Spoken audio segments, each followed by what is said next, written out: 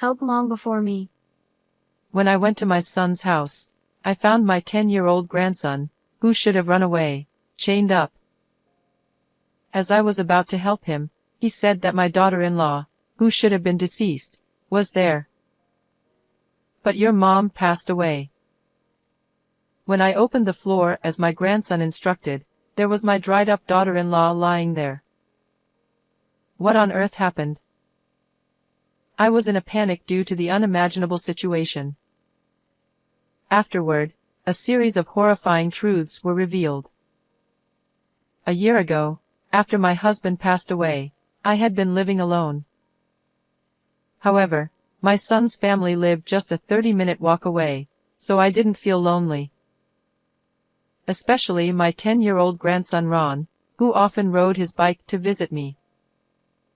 Grandma. Look. I got a perfect score on my math test. I was always charmed by my kind and smart grandson who visited me out of concern. My son Simon, at 34, was a company employee. He had earned a qualification in economics at university and was using it at work. He seemed busy, so we didn't see each other often, but I thought it was proof of his hard work. Instead, my daughter-in-law Lily often visited me. Hello, how are you doing? I was always grateful for her concern. Mom, you should go on an overseas cruise. Half a year ago, my son suddenly came over and gave me a 2-week trip as a gift. He said he wanted to cheer me up after losing my husband. Oh my! What a thoughtful gesture. Thank you. I joyfully went on the cruise with my hobby friends, planning to help my son and his wife when I returned.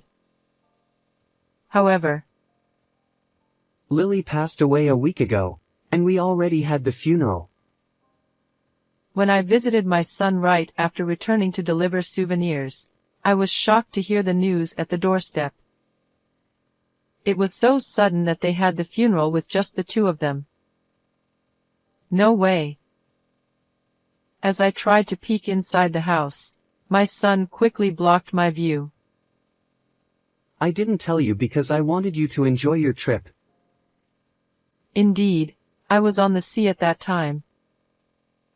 Did you inform her parents? What about Ron?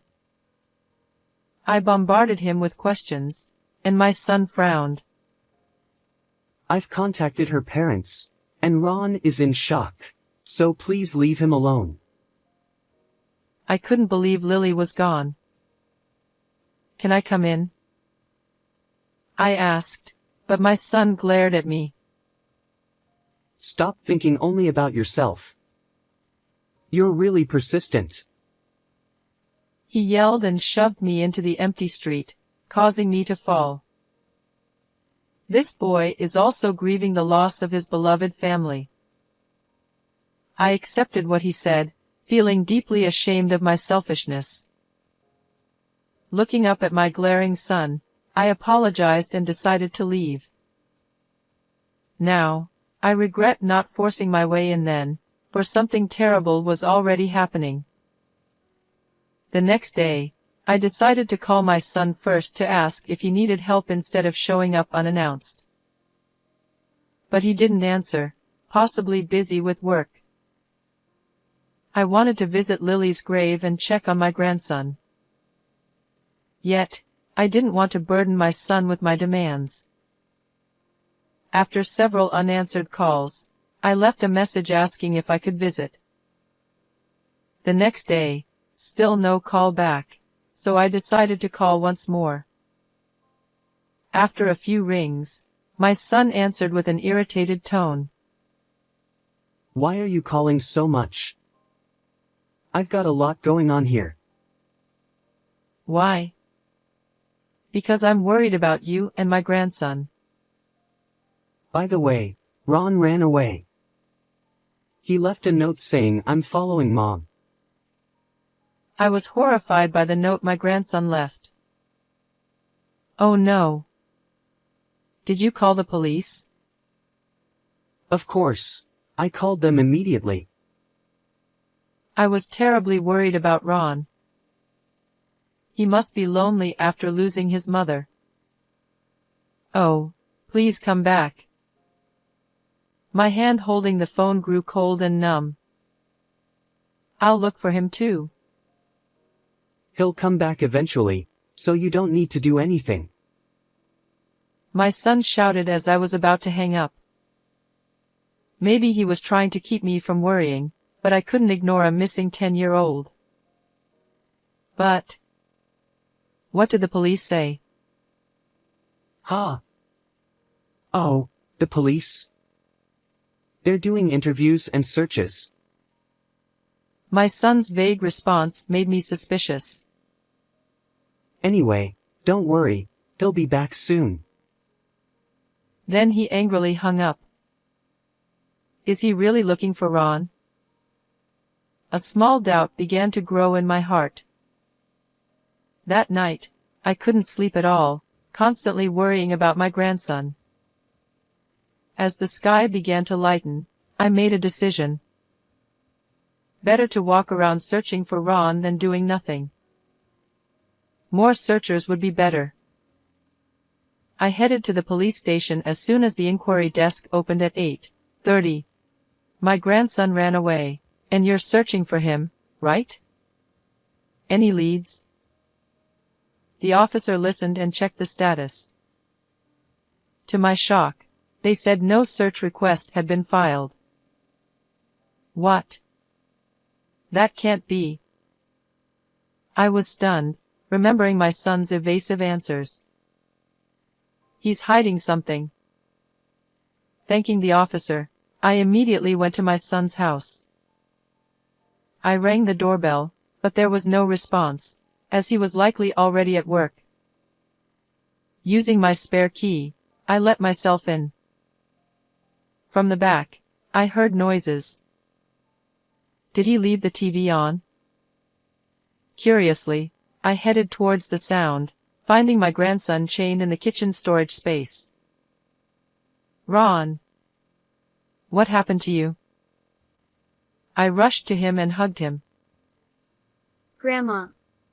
Please. Help Mom first. He pointed to the floor storage nearby with his chin. But your mom is gone, right? The funeral was held. No. Mom is here. Please hurry. He was in a panic, crying and kicking to get closer. His frantic expression made me realize something was seriously wrong. I fearfully opened the floor storage. No. Lily. There lay my daughter-in-law, mouth gagged, hands and feet bound with tape, dried up and lifeless. It's all Dad's fault. Wah. Mom. Seeing his changed mother, my grandson screamed and cried. I hugged him and immediately called an ambulance. The operator arranged for the police and rescue team to cut the chains, and both Ron and Lily were rushed to the hospital. In the ambulance, my sobbing grandson explained what had happened. What a horrible thing. I'll make sure he pays for this, Ron. Grandma will see to it. Listening to him, I vowed to bring justice for my grandson and daughter-in-law. Later, with the police, I heard more details in the hospital room. My son had been away for about a week. After Ron fell asleep, I asked the nurse to look after him and went straight to a lawyer's office. Determined to expose my son's crimes, I searched everywhere. 8 days after finding Lily and Ron, I was sitting in my son's living room. As I heard the front door open, it signaled my son's return home. Mom? Dressed in flashy shirts and jeans that didn't look like work attire, he was surprised to see me. Then, my son quickly glanced toward the kitchen. Of course, you'd be concerned about the kitchen, where you chained a 10-year-old child. When I glared at him, Simon looked startled. Chained? What are you talking about? You mean the toy handcuffs he was playing with? His flustered and lame excuse made me feel nauseous. Enough with the lies. You left a 10-year-old alone for over a week. You said Ron ran away from home, didn't you? When I accused him sternly, Simon's eyes darted around, occasionally glancing toward the kitchen. He did run away, but the police found him. Liar. You didn't even file a missing person report. I confirmed it myself. I stood up from the chair with a bang and yelled, making my son wince and fall silent. But Lily's gone, and I have to work for the sake of the kid left behind. He mumbled, sneaking glances to check if the floor hatch was open. That's completely different from what Ron told me. Just as I started speaking, my son shouted, Enough already, you old hag. Haven't you finished menopause? He raised his voice, interrupting me, and tried to drag me out of the house. I found your dried-up wife under the floor you keep glancing at. I know everything. I pushed his hand away with all my strength, my hair disheveled as I screamed. Simon paled at my words. In fact, I had heard the full story from my grandson on the day I found Ron and Lily. Ron had been on a 5-day camp until the day before I returned. When he came back, full of memories, Simon told him, Mom has passed away. No matter what Ron asked, Simon didn't answer and blocked the kitchen with a partition, preventing access. My grandson cried, I want to see Mom. I want to see Grandma, but Simon only yelled, Shut up. When I visited Simon's house right after returning, Ron heard the doorbell and was thrilled. Grandma's here. He tried to run to the door, but Simon gagged him and held him down. You told him, you weren't here when your mom died, so the police suspect you. If you don't want to get caught, stay hidden. I don't remember that. Ron must have been terrified. Shocked by his father's words, my grandson hid in his room, holding his breath. Unaware of this, I believed Simon and went home after being shoved into the street. That night, Ron heard rustling sounds from the kitchen. Curious, he sneaked in through a gap in the partition and found his bound and gagged mother in the floor storage. He shouted, Mom, in shock, which got Simon's attention. Simon chained Ron and shoved him into the storage space. Ron heard Simon muttering, I thought she'd be dead after 3 days. This revealed that Lily had been without food or water for 5 days, mummifying in the floor storage. That's just a made-up story by him. Simon claimed Ron was lying because he was in his rebellious phase. Then why was she mummified? Actually, Lily had a high fever and died suddenly. I loved her and couldn't let go, so I kept her at home. He lowered his head, wiping fake tears. I approached him quietly. Mom. My son reached out for comfort, but I grabbed a stack of papers from his nearby bag and hit him hard on the head. Don't be ridiculous. You neglected your child for over a week and went on an affair trip. That's your idea of love? The stack of papers was evidence of my son's infidelity. His computer was full of emails and photos with his mistress, and gifts and luxurious dinners were all documented in the photos. Where did you get those? Frantically trying to hide the papers, he looked pathetic. I found this account book in your closet. I slammed a bank book on the table, making Simon's face twitch. The bank book showed transfers totaling $200,000 over 3 months, Way too much for a salary. You said you were in accounting, but this is embezzlement. Ha! This is a bonus. It's too early for you to go senile. He spat back, but then, That's not true. a strong voice came from the next room. Simon looked in shock as a tall, middle-aged man stepped out. Ollie? Yes, he was Ollie, the head of accounting at Simon's company. After finding Lily and consulting with the police, I also discussed the suspicious transfers with the manager. The company was aware of the unusual transactions and was already investigating. Ollie had called to check on us, and I informed him about Simon's return. Instead of calling the police, I called Ollie, who offered to accompany me for safety. You've let me down. Standing with folded arms and glaring at Simon, he continued. Everyone makes mistakes, but a crime is inexcusable even once. What? Simon told me he was an exceptional employee. I asked, confused by the contradiction. No, he makes many mistakes and tries to blame female colleagues. I was stunned and looked at Simon, who avoided eye contact. Still, I believed he had potential. Embezzlement is unforgivable. Spending stolen money on your mistress. What a disgrace. Shrinking under our combined scolding, Simon suddenly raised his head and started speaking boldly. Embezzlement and infidelity were wrong, but I couldn't accept Lily's sudden death. I wanted her close, so I put her under the floor. Claiming she wasn't alive when confined, he began sobbing theatrically. Stop lying. Lily is alive. When I revealed that Lily survived, my son's eyes widened in horror.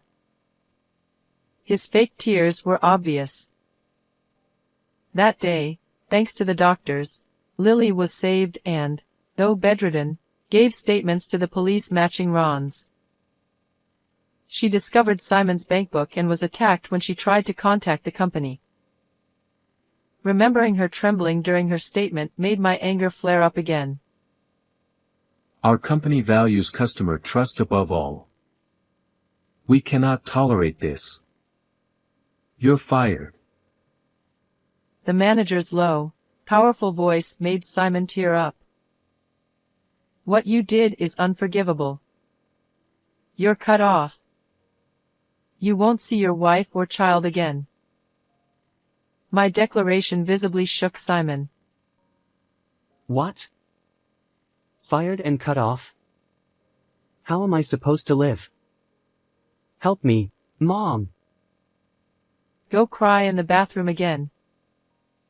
I pushed away my son, who was clinging to me, crying. Just then, I heard police sirens, signaling the arrival of officers called before Ollie's appearance. Am I really getting arrested?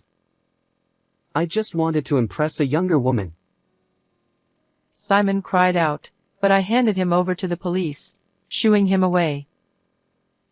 After that, my son was arrested. The lawyer predicts that, due to embezzling company funds, he might spend about 10 years in prison.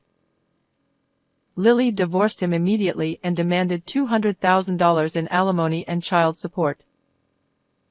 I hope he spends his life in poverty and loneliness, darker than the space under the floorboards. On the other hand, Lily has fully recovered, and Ron is doing well too. Feeling responsible for my son's actions, I offered to support their living expenses, but Lily firmly refused, saying she would work. Instead, she asked me to help take care of Ron, which feels like a reward, to be able to spend time with my adorable grandson at such an easy-to-handle age. Lily started working as an insurance agent and amazingly became the top salesperson nationwide. I will continue to watch over both of them with all my heart. How did you find this story? Please don't forget to subscribe to the channel. See you in the next video.